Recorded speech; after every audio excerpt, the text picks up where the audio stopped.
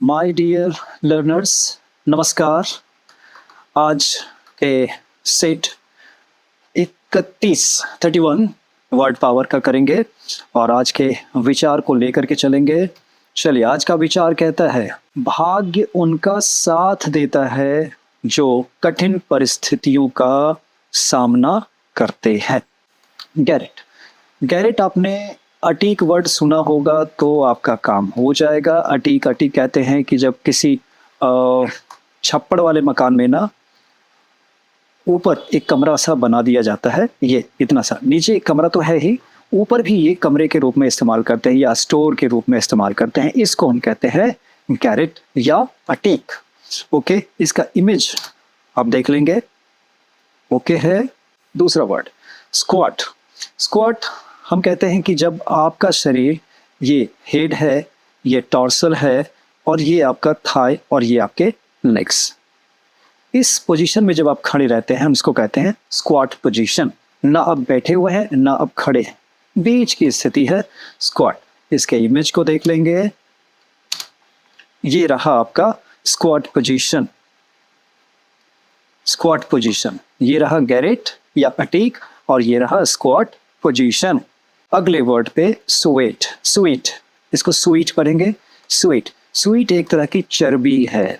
चर्बी, हम जैसे मीट खाते हैं उसमें चर्बी आती है ना, उसको कहते हैं स्वीट, जिसका इस्तेमाल आप अलग अलग चीज़ों में कर सकते हैं। चलिए, इसका वो देख लेंगे इमेज। ये रहा स्वीट। वैग्रेंट। वैग्रेंट वैग्रेंट आप ऐसे आदमी को कहेंगे जो बम है। बम है, जो लोफर है। लोफर मीन्स आवारा, ये तो लोफर हो गया। और बम हम ऐसे आदमी को कहते हैं जो भीख मांगकर खाता है। तो यही है वैग्रेंट, मीन्स घुमक्कड़। घुमक्कड़ वैग्रेंट है, आवारा है, घुमक्कड़ है, भीख मांगकर खाता है, उसके पास अपना होम नहीं है क्योंकि वो होमलेस है। वैग्रेंट। चलिए, अगले वर्ड पे आएंगे। बॉब। बॉब, एक तो बॉब कट हेयर होता है जब लड़कियां छोटे बाल करा लेती हैं, लंबे नहीं होते हैं बल्कि छोटे होते हैं, तो ये बॉब कट हो गया नंबर 1। दूसरा, बॉब वर्ब के रूप में हम कह सकते हैं जैसे ये पानी है और कोई आदमी डूब रहा है, तो डूब रहा है तो उसका सिर कभी ऊपर आएगा और कभी वो नीचे जाएगा, कभी ऊपर आएगा कभी नीचे जाएगा। तो ये बॉबिंग कर रहा है। क्या कर रहा है ये? बॉबिंग, ऊपर नीचे उतला उथला रहा है। उथला उथलाना, पानी में खास करके। ओके है बॉब। ओके, फ्रैक्शस और इरिटेबल को तो आप पहले एक साथ कर दें, ये दोनों के दोनों सिनोनिम्स हो गए। इरिटेबल का मतलब ही होता है चिड़चिड़ा, वही मतलब होता है फ्रैक्शस का भी। और इसका एक एक्स्ट्रा वर्ड दे दूं आपको, फास्टिडियस। फास्टिडियस, ये भी फ्रैक्शस है, ये भी इरिटेबल है। One who can easily B irritated, जिसको आप आराम से चिड़चिड़ा बना सकते हैं, नाराज कर सकते हैं। तो फ्रैक्शस और इरिटेबल हो गया। Next, confined. हम जेल को कन्फाइनमेंट भी कहते हैं। कन्फाइनमेंट, कन्फाइनमेंट का मतलब जेल। तो जेल में कोठरी तो छोटी होती है ना, तो आप अगर एक छोटी सी झोपड़ी में या छोटे से जगह पे कन्फाइंड हो गए तो आपको हम क्या बोलेंगे कि आप कम वाले स्पेस में, कम स्पेस में आपको रहना पड़ रहा है। यू आर कन्फाइंड, आप सीमित दायरे में रह रहे हैं। सीमित, छोटा, छोटे दायरे में आप रहते हैं तो हम कहेंगे यू आर कन्फाइंड। तो अपने आप को अगर आपने बांध करके रखा है, सीमित करके रखा है, सोच को अगर लेके चले तो don't confine yourself to limited thinking, to limited thoughts. Unleash your thoughts कहते हैं ना, अनलीश करें, आप उसको एक्सपैंड करें, एक्सपैंड करें, बढ़ाएं, अनलीश करें, अनलीश योर इमेजिनेशन, तभी तो आपका थॉट ब्रॉडर होगा। अनलीश करना मीन्स उसको जो पट्टे में आपने बांध करके रखा है, कन्फाइन करके रखा है, आप उसको अनलीश कीजिए, मीन्स उसकी लगाम छोड़ दें। चलिए आगे बढ़ेंगे। अगला वर्ड इनआर्टिकुलेट। आर्टिकुलेट को पकड़ लेते हैं पहले। आर्टिकुलेट, आप आर्टिकुलेट हैं मीन्स आप एक्सप्रेस करते हैं अपने आप को क्लियरली, बहुत क्लियरली आप एक्सप्रेस कर रहे हैं, तो आप आर्टिकुलेट हैं। आर्टिकुलेट, LATE, आप आर्टिकुलेट। दूसरा आर्टिकुलेट का मतलब होता है एक जॉइंट, जॉइंट बनाना। जैसे हम कहें ये खोपड़ी है, इस खोपड़ी में ये जो दांत वाला पोर्शन है, ये जो जबड़ा जिसको कहते हैं, ये जबड़ा का पोर्शन अच्छे तरीके से हेड से जुड़ा हुआ है, तो आर्टिकुलेट जॉइंट कहलाएगा ये। तो इसका अपोजिट क्या हो जाएगा? इनआर्टिकुलेट, यानी आप एक्सप्रेशन में क्लियर नहीं है तो आप इनआर्टिकुलेट हैं। और अगर कोई जॉइंट नहीं बन रहा है या जॉइंट है ही नहीं तो हम उसको बोलेंगे इनआर्टिकुलेट। तो जॉइंट और एक्सप्रेशन इन दोनों के लिए इनआर्टिकुलेट और आर्टिकुलेट का यूज करेंगे। चलिए अगले वर्ड पे आएंगे, हैंगअप। हैंगअप का मतलब फोन रखना। फोन रखना मीन्स आपके हाथ में रिसीवर है, जो माउथ पीस और ईयर पीस है वो रिसीवर आपने चोंगे पे रख दिया, इसको कहते हैं ना, ये जो चोंगे पे आपने इसको रख दिया, तो आपने बात की और रिसीवर को रख दिया, इसी को कहते हैं हैंगअप। फोन कट कर देना, फोन काट देना। नेक्स्ट इरिटेबल, अच्छा ये तो हो ही गया था। चलिए इसका कलेक्शन लेंगे, स्क्रीनशॉट। अगले वर्ड कलेक्शन पे आते हैं। अगला हरस्यूट। हरस्यूट, हरस्यूट मीन्स बाल ही बाल हो जिसके चेहरे पे या शरीर पे बाल ही, भालू को नहीं कहेंगे, बल्कि कोई आदमी है जिसके बाल बहुत हैं शरीर पे, हम उसको हरस्यूट कहेंगे। इसकी इमेज आप देख लीजिए, ये हरस्यूट चेस्ट, इसकी छाती पे बाल ही बाल हैं, तो हम ऐसे चेस्ट को कहेंगे हरस्यूट चेस्ट। तो ये एक तरह से एडजेक्टिव हो जाएगा। कैसा चेस्ट है इसका? हरस्यूट। ओके, चलिए अगले वर्ड पे आते हैं। अगला वर्ड है क्विसेंट। क्विसेंट में देखिए तो QUIET, क्वाइट है, शांत है। इस क्वाइट में ध्यान रखेंगे, दो वर्ड और दे रहा हूं, QUITE, क्वाइट, बिल्कुल। क्वाइट मीन्स बिल्कुल, आपने बिल्कुल सही पकड़ा, यू आर क्वाइट राइट, आप बिल्कुल सही हैं, क्वाइट। और एक वर्ड होता है ना QUIT, quit. Quit India movement, Bharat छोड़ो, तो ये क्विट का मतलब होता है छोड़ना। और यहाँ पे है QUIET, क्वाइट, शांत, क्वाइट, शांत। तो क्विसेंट जो है वो डॉर्मेंट है। कैसा है? डॉर्मेंट है, स्लीपिंग मोड में है, वो अभी सो रहा है वो, तो डॉर्मेंसी दिखा रहा है, सुस्ती दिखा रहा है, सुस्ती। ओके, तो क्विसेंट है कोई, तो डॉर्मेंट है, सोया हुआ है। बाकी ये दोनों वर्ड आप ख्याल रखेंगे।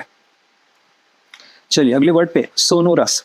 सोनोरस केमिस्ट्री में पढ़ा होगा, जब मेटल वगैरह पढ़ते हैं ना, मेटल एंड नॉन मेटल, तो उसमें आता है एक मेटल की कैरेक्टरिस्टिक, मेटल के कैरेक्टरिस्टिक में आता है सोनोरस होता है। सोनोरस का मतलब, ये हमने ये लिया घंटी, इस घंटी में जब हम ये इससे टकराते हैं तो आवाज आती है, टन टन की आवाज आती है ना, तो इस सोनोरस होता है इसका साउंड मेटल का।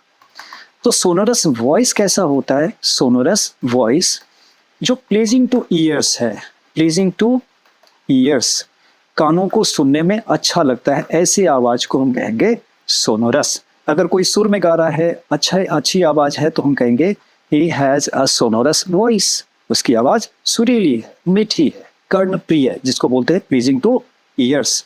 चलिए अगले वर्ड पे, एक्स्ट्रा वैगेंट।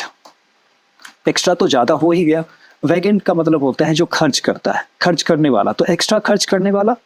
रिकलेसली जो खर्च करता है, रिकलेसली ऐसा आदमी क्या करेगा, वो he will play ducks and drakes with his money, उसको हम कहेंगे एक्स्ट्रा वैगेंट। जो लैविशली रहेगा, लैविशली बहुत शो करके रहेगा, ऑस्टेंटेशियसली रहेगा, ठीक है, ऑस्टेंटेशियसली रहना, लैविशली रहना, और पैसे को बर्बाद करना, यानी उस पैसे से वो डक्स एंड ड्रेक्स खेलेगा, इन सबको हम कहेंगे एक्स्ट्रा वैगेंट।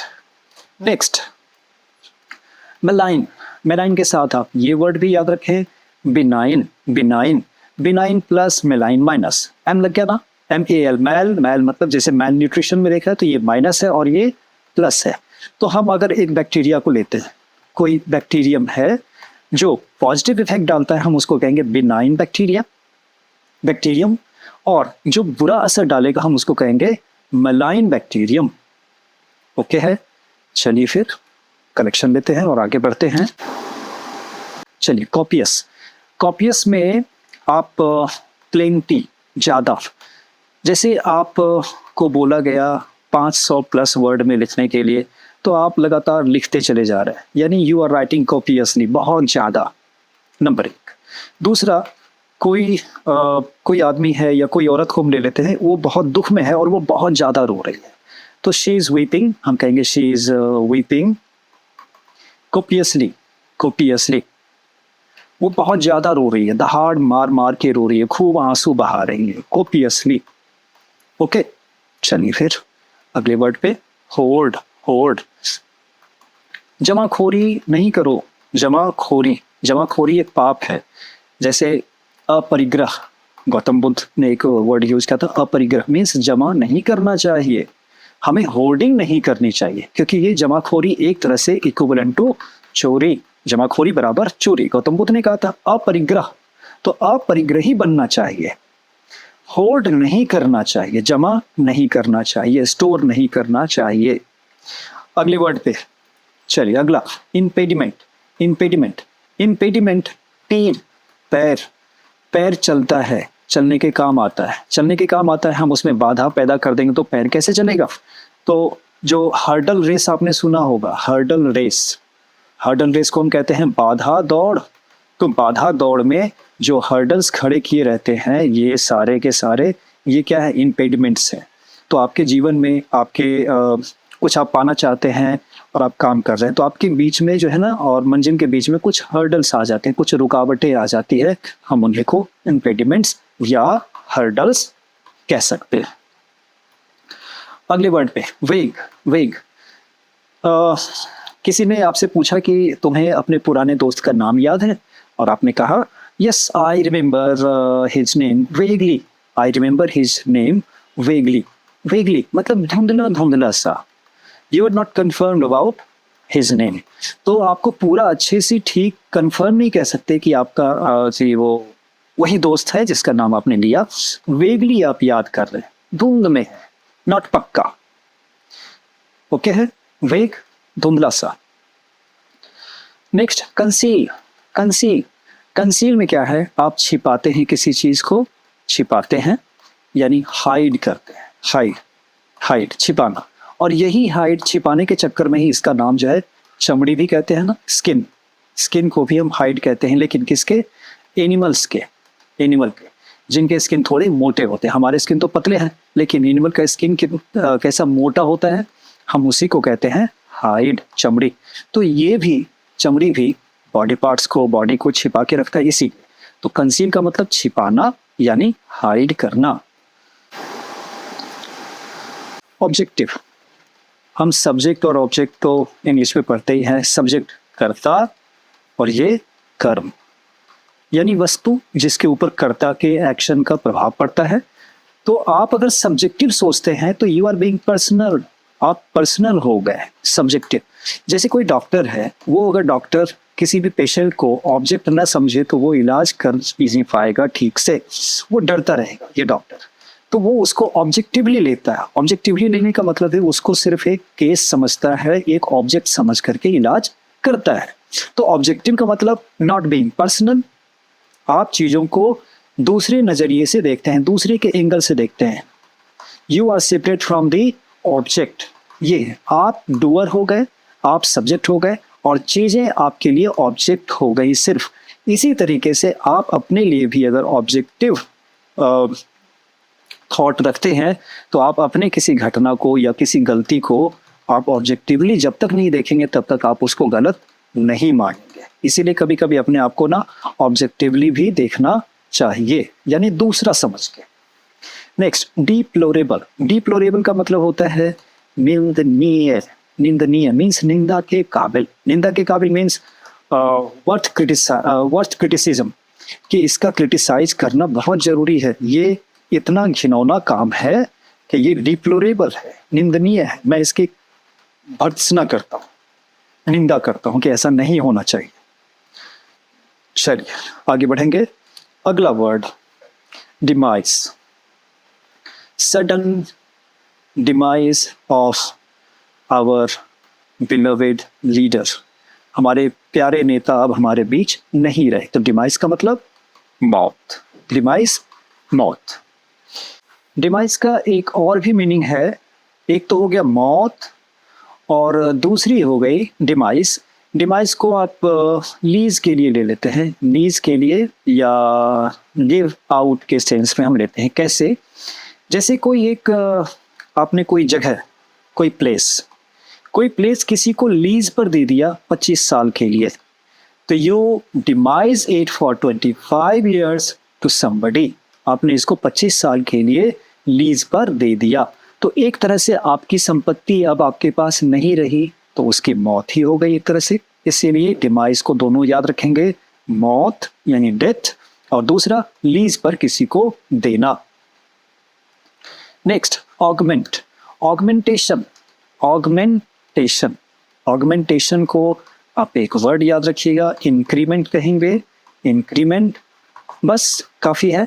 इंक्रीमेंट का मतलब बढ़ोतरी, तो ऑगमेंटेशन मीन्स भी बढ़ोतरी, तो ऑगमेंट का मतलब बढ़ाना, ये वर्ब के रूप में आप इस्तेमाल कर लीजिए इसका, ऑगमेंट। चलिए नेक्स्ट करेंगे वल्नरेबल। वल्नरेबल को आप अगर प्रेग्नेबल, यहां से मैं शुरू करता हूं, प्रेग्नेबल एंड इम्प्रेग्नेबल। इम्प्रेग्नेबल, अगर कोई है जो अभेद्य है, कोई आदमी है जिसको आप भेद नहीं सकते, जिसको आप हरा नहीं सकते, तो हम कहेंगे इम्प्रेग्नेबल है। तो जिसको आप हरा सकते हैं हम उसको कहेंगे वो भेद्य है, भेद्य, इसको हम भेद सकते हैं। कोई किला है, कोई आदमी है, वो भेद्य हो गया, तो वही है वल्नरेबल, हम उसको नुकसान कर सकते हैं। चलिए स्क्रीनशॉट। तो मिलते हैं अगली वीडियो में, तब तक के लिए wish you all the best for the coming exam.